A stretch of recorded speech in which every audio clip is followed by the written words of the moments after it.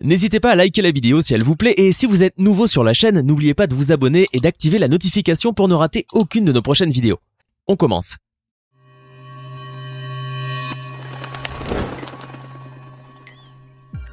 Bonjour et bienvenue à tous. Nous savons bien que derrière les scènes de cinéma qui nous épatent ou qui nous laissent perplexes, se cachent des équipes qui innovent et donnent le meilleur d'eux-mêmes, toujours dans le but d'offrir un spectacle de plus en plus immersif. Les spécialistes des effets spéciaux sont les soldats de l'ombre du cinéma, et sans eux, le 7e art serait bien trop triste et sans aucun intérêt. Alors calez-vous bien dans vos fauteuils, car aujourd'hui nous allons découvrir 5 processus de création incroyables derrière des scènes qui vous ont coupé le souffle. On commence. Parler des effets spéciaux sans évoquer Matrix est presque un blasphème, tant la trilogie des frères Wachowski a révolutionné ce domaine. Car tout le monde se souvient du fameux bullet time, cette technique innovante à l'époque qui donnait l'impression que le temps se figeait grâce à de savants effets de profondeur de la caméra. Cet effet de ralenti spectaculaire qui permet de suivre la trajectoire d'une balle tout en tournant de façon circulaire autour des personnages a été mis au point pour un clip des Rolling Stones. L'effet, qui fut appelé bullet time, fut créé par une firme française, la Buff Company, et devient par la suite emblématique de la trilogie Matrix.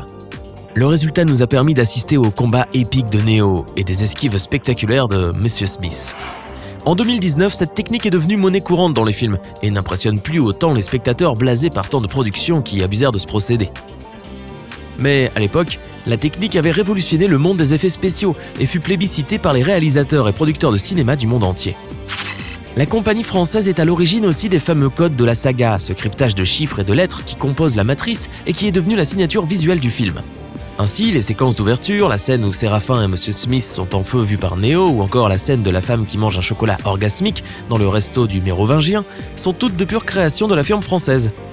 Grâce à cette panoplie d'effets visuels époustouflants, la trilogie Matrix a pu récolter 4 Oscars et les éloges des critiques qui félicitèrent Matrix pour sa technique et son côté grand divertissement.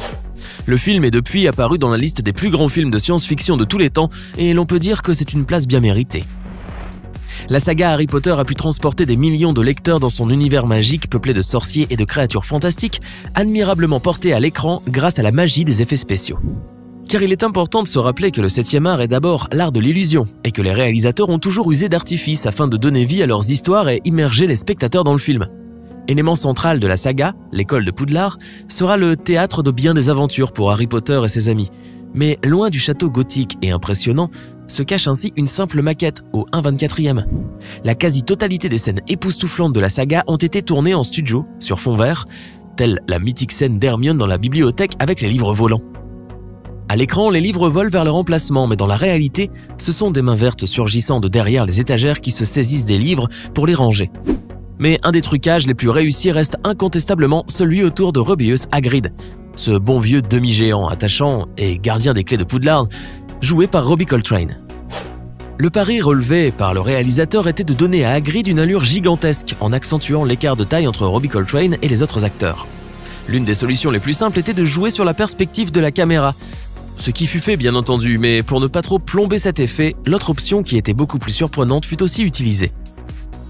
Elle consistait à mettre un costume XXL sur les épaules d'une doublure et de coiffer cette dernière d'une gigantesque reproduction animatronique de la tête de Robbie Coltrane, dont les expressions étaient donc télécommandées à distance.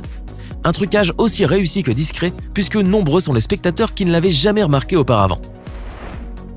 Si le premier opus de la saga, le Hobbit, était déjà époustouflant, les équipes de Peter Jackson se sont clairement surpassées sur la deuxième trilogie, notamment sur la désolation de Smaug, où il s'agit pour les héros de combattre un féroce dragon gardien de trésors. Le pari était double, car il fallait non seulement coller au maximum avec la version du dragon décrite par Tolkien dans son livre, mais aussi de pouvoir l'animer et de le faire parler le plus naturellement du monde. Car Smaug est un dragon rusé et arrogant qui aime jouer avec ses proies et les narguer avant de les tuer et qui aime aussi se vautrer dans sa montagne d'or. Autant de mouvements, de paroles et d'actions qui ne sont pas usuels pour des dragons de cinéma, ce qui a poussé les équipes du film à utiliser la technique du motion capture. Elle consiste à ce qu'un acteur endosse une combinaison spéciale pleine de capteurs musculaires et faciaux qui pourront enregistrer ses moindres mouvements et les transposer sur l'ordinateur. Au casting, c'est l'acteur britannique Benedict Cumberbatch, plus connu sous son costume du Doctor Strange, qui endosse le rôle de Smaug. Et on peut dire qu'il lui a insufflé bien du charisme. Pour bien s'immiscer dans son personnage, l'acteur n'a pas fait les choses à moitié. Il est allé ainsi aux zoos de Londres pour y étudier certains animaux, dont bien sûr les lézards. Après quelques heures d'entraînement sur son tapis et de nombreux conseils d'Andy Serkis, l'interprète de Gollum dans les adaptations de Tolkien, Benedict Cumberbatch a pu évoluer comme un véritable dragon. À noter aussi que toutes les scènes ne se sont pas déroulées au sol. Une plateforme a ainsi été construite spécialement pour Smaug, lui faisant prendre toute sa hauteur. Bien que le célèbre acteur a dû éprouver un peu de fatigue dans cette position, il ne va pas sans dire qu'il a grandement apprécié cette expérience et surtout le fait de jouer le dragon le plus cruel du cinéma. Difficile de passer à côté du Tyrannosaure Rex de Jurassic Park sans avoir la peur au ventre, car ce monstre, grandeur nature animé par des vérins hydrauliques, fait plus vrai que nature. Réalisé par Steven Spielberg, le film sorti en 1993 marqua à jamais l'histoire des effets spéciaux en présentant les premières créatures 3D les plus réalistes jamais vues sur le grand écran.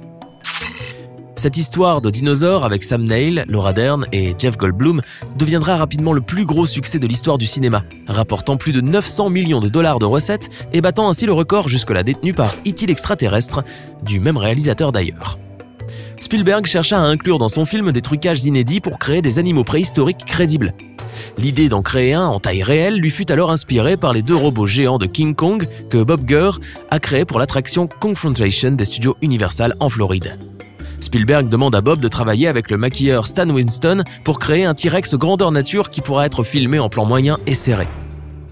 Le résultat est un dinosaure criant de vérité mais dont l'immense masse le condamne à l'immobilité. Il faudra alors employer d'autres trucages pour montrer le T-Rex en train de marcher ou de courir et le réalisateur aura recours à la technique du Go Motion. Ce procédé consiste à animer les articulations d'une marionnette avec des tiges fixées sur des supports motorisés asservis par ordinateur. La marionnette bouge légèrement pendant que l'obturateur de la caméra est ouvert, créant ainsi un flou réaliste, image après image, qui supprime l'aspect habituellement saccadé de l'animation. Les tiges, elles, seront effacées numériquement. En amenant leur T-Rex de 9 tonnes sur le plateau de tournage, Stan Winston et ses collaborateurs informent les techniciens et les acteurs des mesures de sécurité à respecter, car le monstre développait une puissance de 300 chevaux dans les mécanismes de son cou et de sa tête. On craignait que le robot actionné par ordinateur ne puisse se planter et effectuer un mouvement imprévu qui aurait pu avoir de graves conséquences. Il est certain que l'utilisation d'un tel monstre fut très éprouvante pour les équipes de tournage. Comme lors de cette scène sous la pluie, le latex qui recouvrait la marionnette absorbait l'eau et rendait la machinerie de plus en plus lourde de prise en prise, rendant le T-Rex difficile à contrôler. Des techniciens étaient alors obligés de sécher le dinosaure avec de grands séchoirs afin de le rendre apte à tourner. On ne sait pas si, comme dans le film, le T-Rex a traversé les âges et si ce prototype géant existe encore, mais si c'est le cas, cela doit être une relique bien terrifiante qui aurait volontiers sa place au musée des horreurs. Ce film a donné des sueurs froides à toute une génération et a grandement contribué à donner au requin sa triste réputation de mangeur d'hommes sanguinaires. Les Dents de la Mer ou Jaws, pour sa version US, est un film très vite devenu culte qui a été considéré rétrospectivement comme le premier des blockbusters américains. Pourtant, le synopsis est très simple et fait appel à notre peur instinctive de l'océan. Il y est donc question d'un grand requin blanc qui va terroriser les estivants d'une petite station balnéaire nommée Amity. Réalisé par Steven Spielberg en 1975 pour un budget de 4 millions de dollars, le film a rapporté plus de 470 millions de dollars dans le monde et fut pendant 2 ans le plus gros succès de tous les temps, avant d'être finalement détrôné en 1977 par La Guerre des Étoiles. Mais derrière l'immense succès rencontré par le film, il y a une montagne de difficultés éprouvées par l'ensemble de l'équipe de tournage, acteurs compris. La mise en scène fut laborieuse, car l'utilisation de requins mécaniques a rendu le tournage très compliqué, avec des dépassements de budget et des frustrations pour le réalisateur, à tel point qu'il a dû se demander s'il n'aurait pas été plus simple d'utiliser de vrais requins dans son film. Ces faux carnassiers animatroniques fabriqués en polyuréthane et conçus par Bob Mattei sont très fragiles et fonctionnent assez mal, retardant l'agenda de la production d'une manière conséquente. À l'origine, le requin devait être bien visible lors de chacune de ses attaques, mais en raison des divers dysfonctionnements des faux squales, les plans étaient quasiment ratés. Ce qui a poussé finalement le réalisateur à éliminer ces scènes au montage et de suggérer par des sons la menace du requin au lieu de le montrer, ce qui s'avéra bien plus effrayant au final. Le requin ne sera ainsi que très peu montré à l'écran, du moins jamais en entier, mais grâce à des techniques de caméra comme le hors-champ et surtout grâce au talent inouï de John Williams et à sa superbe musique, le film a réellement pu susciter la terreur chez les spectateurs. L'ironie du sort, c'est que l'un des 3 faux requins utilisés dans le tournage a survécu jusqu'à nos jours, exhibé à l'Academy Museum of Motion Pictures à Los Angeles. Bruce de son petit nom est un gros morceau de 3 tonnes qui mesure 6 mètres, qui n'a pas été utilisé pour le film, seulement pour la décoration des studios Universal. La bête robotisée des profondeurs n'en était pas moins abîmée et a dû être restaurée avant de rejoindre le musée californien. C'est la légende des effets spéciaux Grégory Nicotero et son studio KNB EFX, assisté par l'équipe de conservation du musée de l'Académie, qui ont entièrement rénové ce géant sous-marin. Le musée ouvrira ses portes au public dès janvier prochain. Donc, si vous voulez prendre un selfie avec le monstre, faites juste attention à ne pas mettre la tête entre ses grosses dents, car après 40 ans d'inactivité, il se pourrait bien qu'il ait un petit creux. Alors, que pensez-vous de ces effets visuels époustouflants, à l'origine des scènes les plus spectaculaires du cinéma? Lequel d'entre eux vous a le plus impressionné? Donnez-nous votre sentiment dans les commentaires. Vous êtes nombreux à écouter les émissions du podcast Le Coin du Crime sur Apple Podcast et à nous le faire savoir. Pour vous simplifier l'écoute, nous avons créé une chaîne YouTube qui retransmettra les meilleures émissions du podcast. L'affaire Grégory, la disparition d'Alexia Daval, la malédiction du gagnant de l'auto.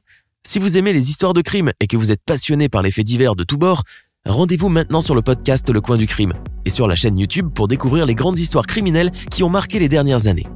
Le lien est dans la description.